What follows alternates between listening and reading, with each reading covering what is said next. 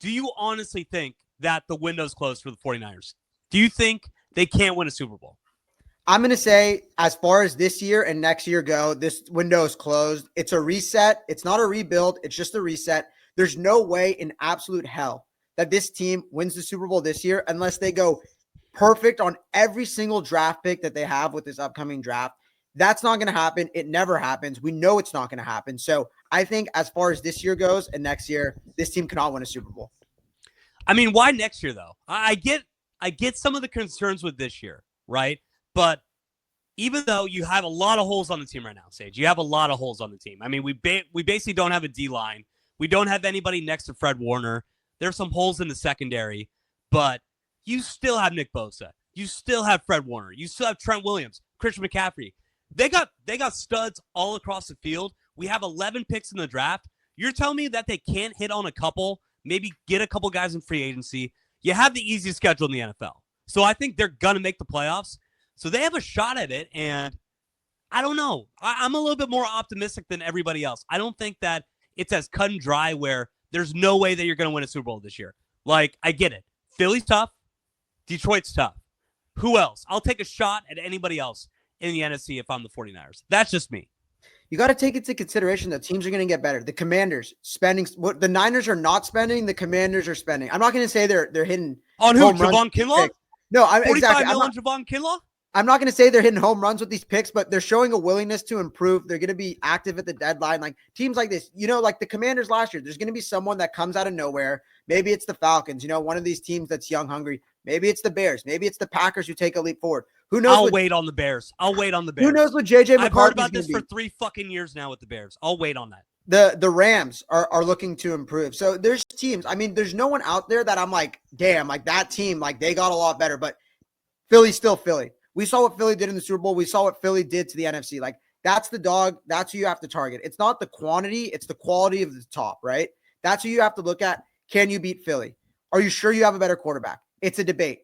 And are you sure you have a better O-line? No. Are you sure you have a better D-line? No. Do you have better skill players? No. Well, they lost a lot of guys on that D-line now. They did, but they have young guys. Like Jalen Carter alone solos like our entire defensive tackle unit. And then their DNs are pretty good. They're not Nick Bosa, but who do we have other than Bosa, man? Like we literally have nobody. It's no one. Who are you going to roll out? Like you lost Javon Hargrave. You lost Malik Collins. You haven't replaced him with anyone. You have no DN. You lose Leonard Floyd. You don't replace him with anyone. Your tackle situation didn't get worse, but you lost your depth. You lose your starting guard. Obviously, I wouldn't have paid him that much money in a million years. Good luck, Green Bay. I don't know why you did that, but good luck with Aaron Banks. See ya. That being said, you still got to replace him. He might not have been an all-pro, but I can't imagine his backups any better. You let, $321 million spent on 49ers free agents. Guys who left the 49ers went out and earned a combined $321 million. The 49ers have spent $37 million, including Kyle Juszczyk, on free agents and to bring guys back. That's the largest deficit in NFL history by $87 million. So you're just showing, okay, we got to take a step back, which I encourage. I like the moves for the long-term health of the 49ers. You look at what the New Orleans Saints are. You don't want to be that. You can't go all in every year or else you're screwed. You got to take a reset. You got to do this type of thing every once in a while. I like it, but for now, I just can't see them winning the Super Bowl this year. So that's what I don't get, because all the people who were calling for Shanahan and Lynch's head last year said, you're paying too many old guys. You're going all in. Like, you need to look past this past year. You can't just go all in.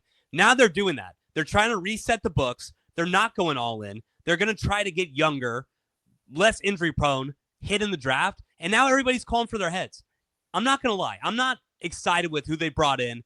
Like I said, there's a bunch of holes, but I'm just glad because you saw last year going all in. It's a fuck situation. Situation. You have an old team. If you have a couple injuries, you're dead. You're dusted. I mean, we were really top heavy. A lot of those guys got hurt and we couldn't recover. So I'm just glad that they're going to the draft.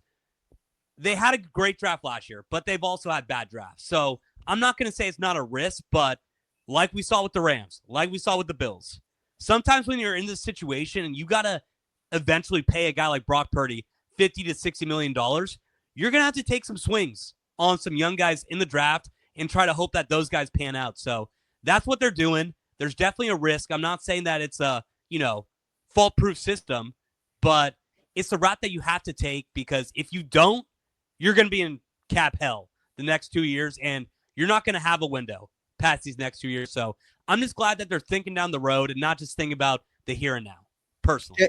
Yeah, Chase, I just want to address your point too of why next year. It's because, like, in a perfect world, obviously these guys stay the same. They look how they looked last year. George Kittle's past 30. Trent Williams is going to be 40 damn near in 2 years. You got Bosa, who looks like his best football might already be behind him. I don't know about that. I think that's too far. Maybe it's too far, but in 2 years, you never know. Like, look at his brother. Look at all these DNs. Their shelf life is never that long. Fred Warner, I mean, he's been doing it. I have no reason to believe he's going to decline, but you just never know with these linebackers. I mean, look at Dre Greenlaw. He can't even stay healthy now. And it brings me to my point, like, did we lose anyone significant? Like, okay, you trade Deebo Samuel, you lose Aaron Banks, you release Juszczyk, you sign him back. Javon Hargrave, Malik Collins, Leonard Floyd, Dre Greenlaw, Charvarius Ward, Talanoa Hufanga, and then you trade Jordan Mason. None of those guys was I begging to bring back. I get the only guy I was upset with was Dre Greenlaw. Everybody else is expendable. But do you know what that is? Aging. Do you know what that is, Chase? That's the Bill Belichick. I'm going to get off you a year early rather than a year late. He might look great in Denver for a year or two. That guy can't stay healthy anymore. The Niners saw it. They know it. I know they tried to beg him to come back, but I just don't see it with him anymore. Like, I don't see him being a guy who's going to give you 15 to 16 games and be reliable to be there. And then you're relying on guys like, who is it? The motherfucker who they kicked out. Oh, Devondre Campbell. Devondre Campbell, of course. How could I forget? And you need guys like now D Winners, someone in the draft to step up and fill that void. So, I mean, Talanoa Hufanga, I think with Mustafa, I'm okay with letting him leave. Charvarius Ward hurts, but mentally he just wasn't there anymore. And then Jordan Mason hurts a little bit, but he was your second string running back. You hit on him at the draft. You can get these running backs late. So it's not who they lost. It's just how they responded to who they lost. They haven't brought anyone in. They haven't gotten any better. They've just kind of gotten worse around the margins. That's the one thing. Right? But a lot of people were really upset with the Jordan Mason one. I get it. He had a great year last year. I like Jordan Mason as a player. I genuinely think he's a talented football player. What was he, undrafted? 7th round pick? Yeah, late round pick. He got drafted. You get two. Maybe he was undrafted. You get 2 late round picks for Jordan Mason. You don't have to pay his contract. What have we seen with Shanahan throughout his entire tenure here? Yes, they fucked up picking D linemen. Yes, they missed on a couple wide receivers. They are always able to find running backs late in the draft, early in the draft that can succeed in the zone run scheme. So I have no issue with it. You have Isaac Guerrero. You're probably going to draft another guy late in the rounds as a running back, maybe be your RB3. I don't have an issue with getting rid of Jordan Mason. That's the thing, Sage. You're just not seeing anybody come in, but there's still a lot of time in free agency left. There's still a lot of time. But there's no one out there. I can't blame the Niners, though. Like, at the start of free agency, it's ridiculous. Aaron Banks getting $20 million a year. Javon Kinlaw getting $15 million a year. You don't want to dive into those kind of deals. You want to sit back, wait, see if you could get any good value for your free agent signings, and then hit in the draft. So that's where I'm at with the Niners. I don't think the window's closed. It's a little bit scary right now. I want to see how they do in the draft, and we're only going to see when they actually play and if they're actually going to be good players or not. But they're looking to the future, and I'm happy with that as a 49ers fan. I will say, Chase, not to take a shot at you and your boy Lombardi, but the positive 49ers fans keep pointing to that 2021 season, that this situation is so much different. You had guys coming off their prime, still in their prime in 2021. You saw what you got from Deebo the next year. Guys like Kittle, Warner, Greenlaw, those guys were young. You still had, with all those injuries in 2021, a top 5 defense throughout that entire year, which is like amazing to think with all the injuries they had. No Nick Bosa, nothing. And then they end up going to the NFC Championship game the next year, Super Bowl the next year. It's not looking like that, man. It's looking like the Niners are losing talent. They're making adjustments, trying to, fix up their future a bit, which you didn't see after that season. They kept going all in. Javon Hargrave they brought in, right? Then they go last year or 2 years ago, they go get guys on the ends, Dre Greenlaw. Not Dre Greenlaw. They draft Drake Jackson. They trade for Chase Young. Like, you started to see, like, they let guys go, but they were making moves to improve. You're not seeing that this year. And it's tough, man. Like, you want to be all in on this team because you still think there's so much untapped potential on that roster, right? Like 4 or 5 years in a row, the Niners go into the season. They have the most stacked roster, top to bottom. It's not like that. Like, I think they have a bottom 5 offensive line in the NFC, bottom 5 defensive line in the NFC. It's not what it used to be. This is what I'll say, though. This is what I'll say. You brought back Robert Saleh. I think they're going to use a lot of these picks on the defense. So even though the D-line looks shaky right now, I expect them to get a lot of young talent in there. I expect them to make a couple free agent signings. You brought in a trusted defense coordinator like Robert Saleh. Hopefully, he coaches them up. You still got studs like Fred Warner, Diamond Lenore, Nick Bosa on that defense. So you're just hoping that you could find pieces to fill in the gaps there. What do we see with Kyle Shanahan in that 2019 year? We didn't have that much talent outside of George Kittle. He had a couple guys on the O-line. This is going to be a situation where Kyle Shanahan had a down year as a play caller last year. I think Kyle Shanahan's going to be motivated, even though he doesn't have the most stacked offense coming into the year. He still has enough to have a legit offense with Brock Purdy running the scheme. I could see them doing that, Sage. So even though they don't have the talent like they've had in the past, I think you have a motivated coaching staff and enough talent to where I could still see them being an elite team in the NFL. I really can. Dude, I don't know, man. I think, do you know what they're going to be all year? They're going to be the guys, like, when you turn on the ESPN shows and it's pretenders or contenders, they're not actually going to be pretenders, man. Like you said, they have an easy schedule. I think you gotta believe. You gotta believe, Sage. No, a little bro. bit. I need to take off my fan cap for a second. I think they'll win 10, 11 games because of what that schedule is. It's night and day compared to last year. But, dude, what is this? Like, honest to God, like, every year I can go into a season and say, like, damn, the Niners are going to have a good passing game. They're going to have a good running game. Damn, that D-line's going to get after the quarterback. That secondary is looking good. Best linebackers in football. What is it this year? Like, what can you point to? Like, in football, Chase, what do you got to have? Identity and culture. They have a good culture, but what's this team's identity going to be? Like, I don't understand it yet. You have Ricky Pearsall as your second wide receiver. Brandon Aiyuk seems like he's the most unhappy guy in the NFL right now. Like, genuinely, like, this guy, we give him a big contract. He gets hurt. Seems like he's in trade talks every other day this offseason, and they're not, panning the flames. They're not trying to put it out. It seems like they're open to the idea.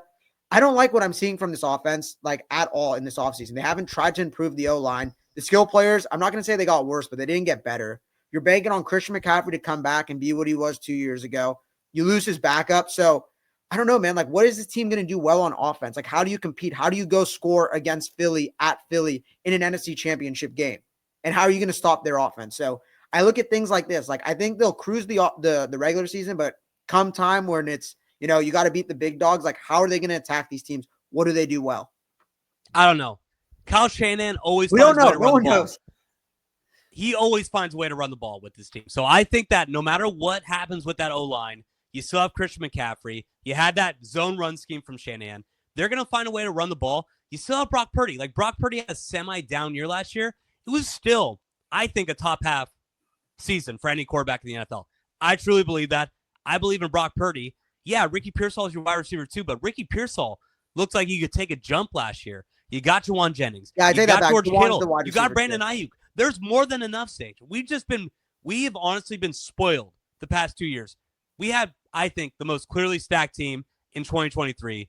Even coming into last year, you could argue that top to bottom, we probably had one of, if not the best roster in the NFL. It obviously collapsed with all the injuries and everything, but it's not going to be like the last couple of years, but you still got enough on offense, and I'm expecting them to build up that defense to a point where they're still going to be a contender. You're a lot more optimistic than me, man. You're a lot more optimistic than me. I just think they got worse at every level of the team, and it's not just because they're losing these guys. It's, like I said, they're not bringing anyone back. Like, they're losing their depth, they're losing their margin guys. Like, I just need to see them improve. Love the solid piece. Love getting Deebo out of town. Right? You're cutting the fat, trimming the fat where you have to, but you got to somewhat make up for it because the roster last year, they couldn't stop the run. So what do? You make no improvements. Like, how is that going to work against Philly, who can run the ball on literally anyone? How are you going to stop the Kansas City Chiefs? You got to get to the quarterback. How are you going to do that when you're losing all your pass rushers and not signing anyone? So I'm just not impressed with the moves they're making. I like the departures. I have no ill will towards the departures, but we're talking about, is the window closed for this year?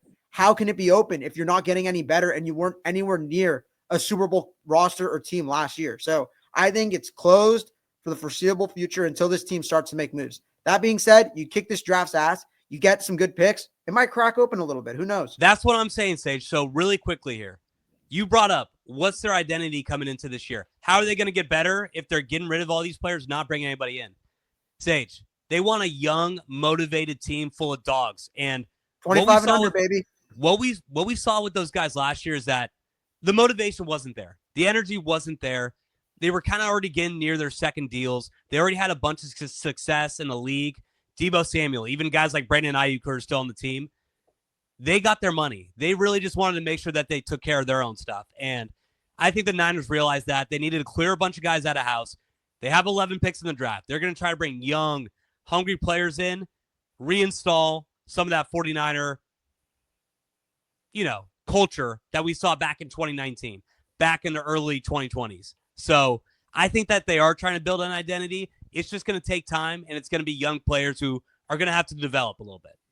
No, I agree. And let me go through it right now, right? They have 1 first-round pick, a second-round pick, 2 third-round picks, 2 fourth-round picks, 2 fifth-round picks. That's where you got to make your bread and butter, right? In that middle fat where you could get those not guaranteed diamonds in the rough. Yeah. Diamonds in the rough. What you've been doing in the past, right? Like getting your Malik Mustafa, your Dre Greenlaws, right? That's where you got to hit those George Kittle, Fred Warner. George Kittle, yeah, those 3 middle rounds. You got 6 picks there. You got 11 picks in the draft. You got 6 picks in the middle, 2 at the higher end. You got to make your bread and butter there. Draft guys. I do not want to see wide receivers, running backs. I want to see guys in the trenches, guys who are going to come in, make a difference, make you a tougher, hungrier, like you said, more competitive football team. I always said last year, we have no good studs 25 and under. We started to see Mustafa, DeAndre Lenore, these guys came along, but you got to get younger. Obviously, it wins. Look what happened with the Eagles. They got younger. Their D-line's young. Their secondary's young. They got dogs on that defense, all young guys with some veteran presence. But you want to make it far, you got to be healthy. How do you get healthy? You get younger. The Niners were old last year. They got to hit on this draft. The thing that scares me is if they fail, if this draft is a flop, then it's really bad. It gets dark. Could be over. It gets dark quick.